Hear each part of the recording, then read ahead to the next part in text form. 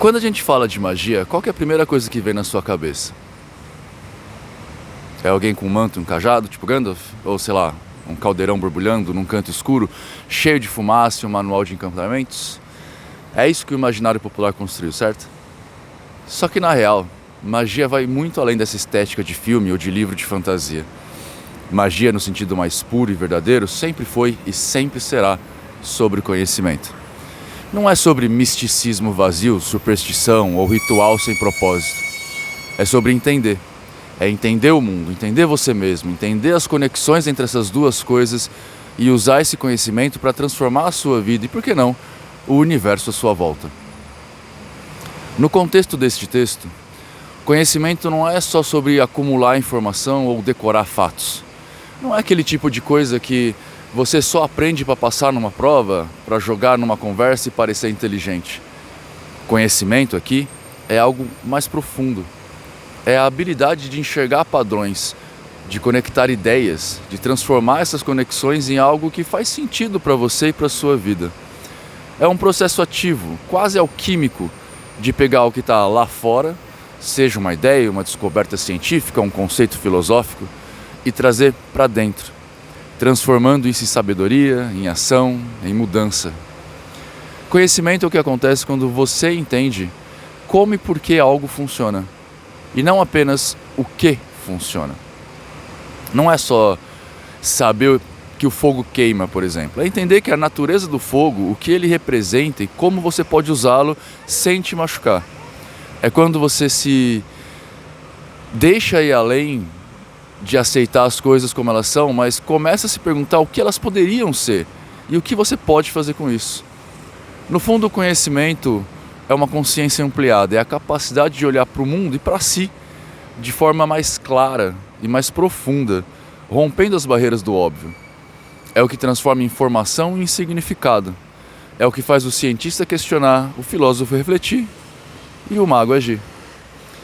E aqui vai a parte mais importante.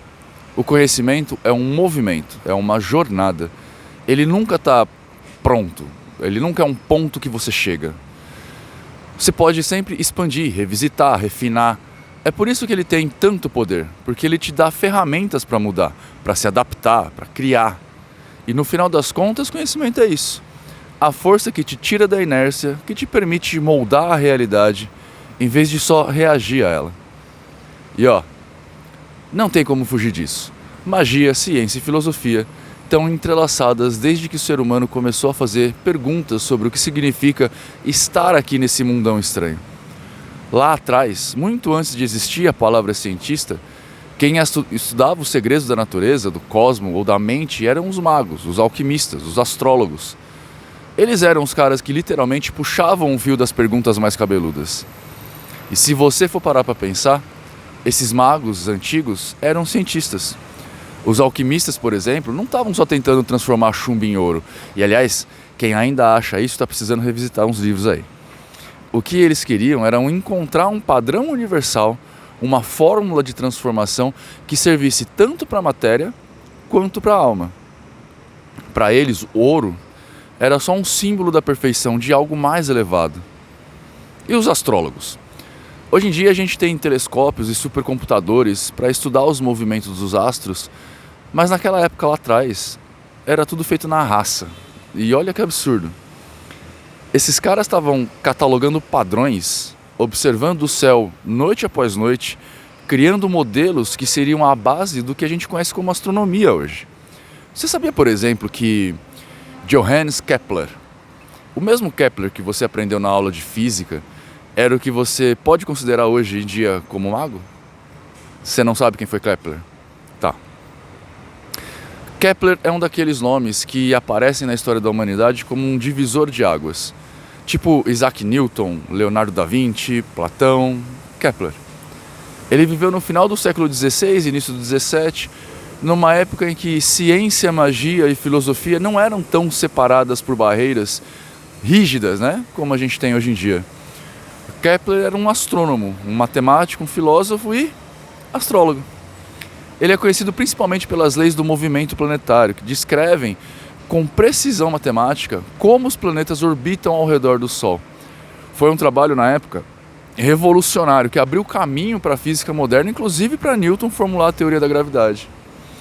O trabalho do Kepler e a sua visão de mundo mostra pra gente exatamente o que a gente está falando sobre magia ser conhecimento e sobre como a ciência, a filosofia e magia estão profundamente interligados. As leis dos movimentos planetários que ele formulou são o ápice da racionalidade científica. Mas ao mesmo tempo, a busca pela harmonia cósmica era quase uma prática espiritual para ele. O Kepler queria entender o universo porque acreditava que ao fazer isso, ele também estaria de alguma forma entendendo algo sobre a nossa relação com o divino, com o que transcende. O Kepler personifica a ideia de que o conhecimento é um fluxo e não uma gaveta. Ele foi um cientista no sentido moderno da palavra, usando matemática rigorosa, observação meticulosa para descrever o nosso universo. Mas ele também era um filósofo, porque refletia sobre o significado de tudo isso. E era mago, no sentido mais profundo do termo, porque ele buscava transformar a sua percepção e a percepção da humanidade sobre o cosmos. Ele nos ensina que o caminho do conhecimento, seja ele científico, filosófico ou mágico, não é sobre escolher um lado, mas sobre integrar os lados. Kepler olhava para o céu e viu uma dança, uma sinfonia cósmica. Ele pegou essa dança e traduziu em equações, mas ele nunca perdeu de vista o fato de que essas equações também tinham alma, que elas falavam sobre algo maior. E é exatamente sobre essa visão que a gente precisa resgatar, se a gente quiser ser mago no sentido verdadeiro da palavra mago. Olhar para a ciência como um instrumento poderoso, para a filosofia como um guia e para a magia como uma aplicação prática que transforma a nossa vida e a nossa relação com o universo. Só que o que acontece hoje em dia? A gente vive numa sociedade que adora colocar tudo em pequenas caixinhas separadas. Isso é importante porque, de alguma forma, né, a gente está cada vez produzindo mais conhecimento e descobrindo mais coisas. E não é mais possível a gente colocar tudo na nossa cabeça como era antigamente. Isso aqui é ciência, isso aqui é filosofia, e aqui e ali, aquilo é coisa de quem acredita em magia, como se magia fosse algo menor, algo irracional, né? Mas isso é uma visão bem limitada. Durante a maior parte da história, essas três áreas, magia, ciência e filosofia, eram só diferentes formas de explorar as mesmas perguntas essenciais. Quem somos nós? De onde a gente veio? Como o mundo funciona? E o que a gente pode fazer com todo esse conhecimento que a gente adquire? No fundo, o que a magia ou faz com a gente, ou o que sempre tentou fazer, é criar mudança na forma como a gente percebe e interage com esse mundo. E onde é que isso acontece? No cérebro. O nosso cérebro é o lugar onde a realidade externa encontra o mundo interno. Tudo que você sente, tudo que você vê, tudo que você percebe, tudo que você decide, está rolando aqui dentro. E o mais louco é que muitos dos conceitos que os magos e filósofos antigos falavam pra gente lá atrás, sem microscópio, sem tomografia, estão sendo de alguma forma explorados pela ciência agora. Quer um exemplo? Os alquimistas, como eu disse antes, falavam sobre transformação, certo? Só que eles estavam falando aparentemente de chumbo e ouro, mas não era só isso. Eles estavam falando de transformar a si mesmos, de refinar o espírito, de alcançar um estado mais elevado de consciência, beleza? Hoje a neurociência tem um termo para isso: neuroplasticidade. É a capacidade do cérebro se reconfigurar, de criar novas conexões, de literalmente mudar. Tudo isso baseado em estímulos e experiências e aprendizados. Você percebe? É o mesmo conceito, só que agora não só sabemos que isso é realmente importante ou não, como também sabemos como fazer, o que isso causa e mais que isso, a gente sabe reproduzir esses resultados. Agora, pensa nos rituais. Muita gente olha para um ritual mágico e vê só uma coreografia esquisita, cheia de símbolos que não fazem lá muito sentido. Mas a ciência já mostrou pra gente que esses gestos, palavras e repetições são poderosos. Eles ativam regiões no cérebro que aumentam a concentração, geram mudanças no estado emocional e criam significado para a nossa vida. O cérebro é basicamente uma máquina de padrões e os rituais sejam religiosos, sejam mágicos, ou até os que você faz sem perceber, tipo, sei lá, tomar café sempre do mesmo jeito pela manhã, são formas de mexer com esses padrões. Isso é magia. É um sistema para influenciar o que você sente, pensa e faz. E o melhor, ela faz isso de forma consciente, intencional. Mas tem mais, não é só sobre o cérebro, beleza? Filosofia entra nessa equação porque é ela que te pergunta o porquê. Por que você quer mudar? Por que você quer transformar o que está ao seu redor? O que você espera alcançar com isso? Sem essas perguntas, você só está jogando o jogo sem saber nenhuma regra. Filosofia é o mapa, neurociência é a bússola e magia. Magia é o caminho que você escolhe trilhar quando entende que não precisa ficar preso a velhas rotas. E é aí que a gente vê que a gente pode voltar para aquela pergunta. O que significa ser mago hoje?